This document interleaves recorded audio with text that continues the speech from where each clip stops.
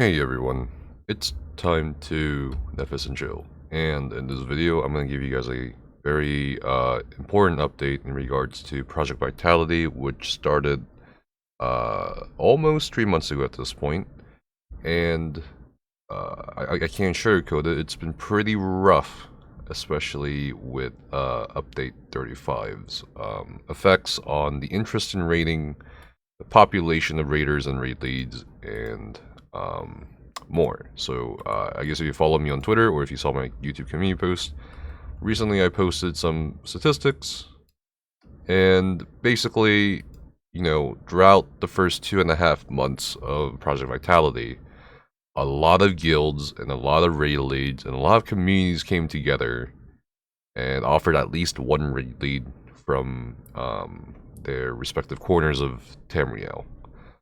And at a peak point, we had at least 226 raid leads. And in the course of 2.5 months, across all 6 different platforms and servers, we had over 1,600.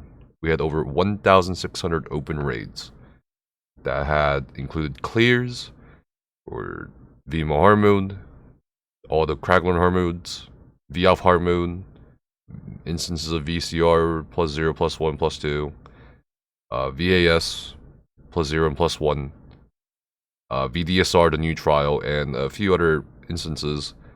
And this was across all the platforms and all the servers. It was a really massive undertaking, very challenging and difficult to maintain and to also keep adding to, and we did a lot.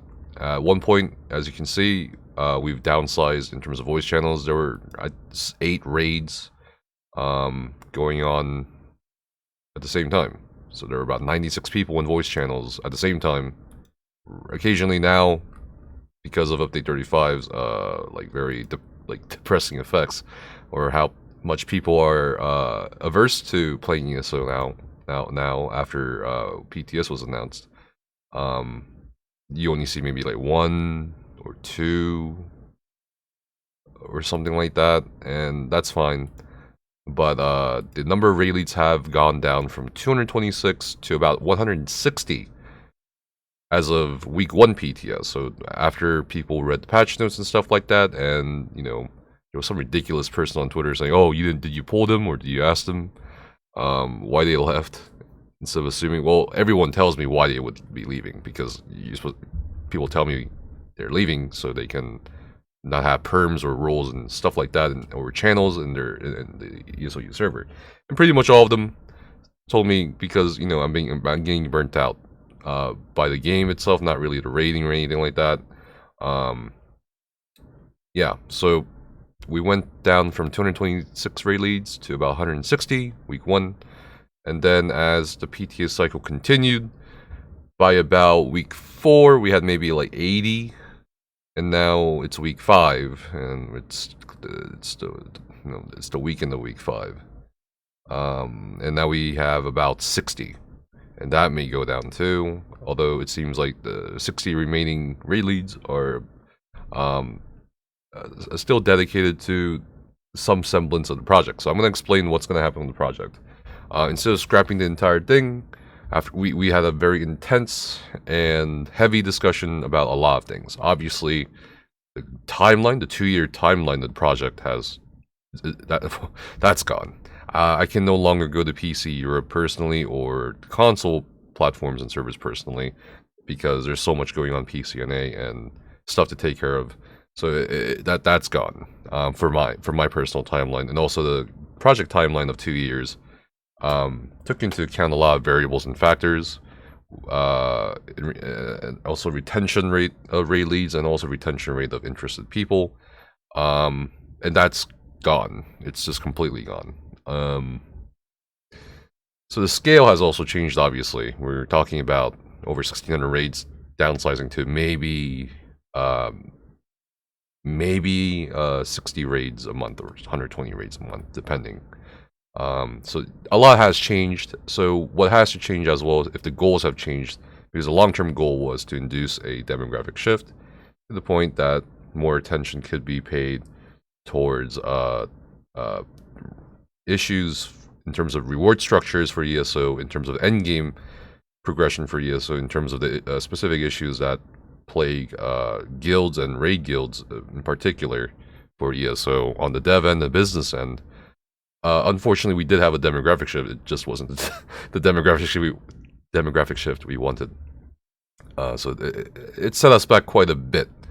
So we estimate, it's going to probably, because this is worse than Morrowind in terms of a lot of people quitting left and right, a lot of guilds expanding.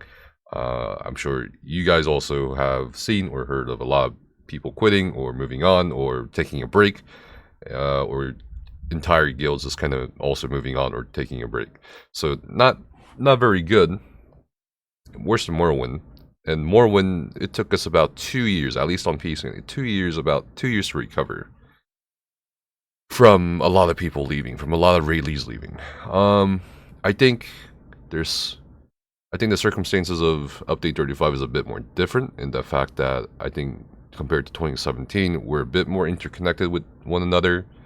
So that itself can mitigate some of the damage. As for the project itself, well, if it was 2 years originally, probably at this point it's going to be like 3 to 4 years at least. And I'm not sure if I can dedicate 4 years of intensive investment on because not a lot of people know this, and I keep saying it to people because people think I have a lot to gain for some reason, but I actually lost revenue and money because of the project. I've invested at least $1,500 into the project alone. And also don't even get me started on expenses for the consoles too, right? But and yeah, it's probably not gonna happen in terms of the original goal and timeline. So what we're gonna be doing is we're gonna pretty much keep the same structure system minus some other things like the raider role existing for functionality.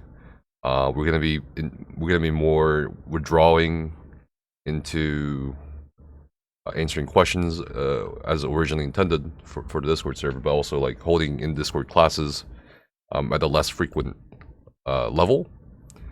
We had a lot of stuff planned for Update 35. We had planned VOD reviews sessions. We were planning to bring in more faculty and put more dev investment into the bot functionalities for other things like that. But yeah, a lot of people leaving. A lot of people who are supposed to teach left the game, and that's fine.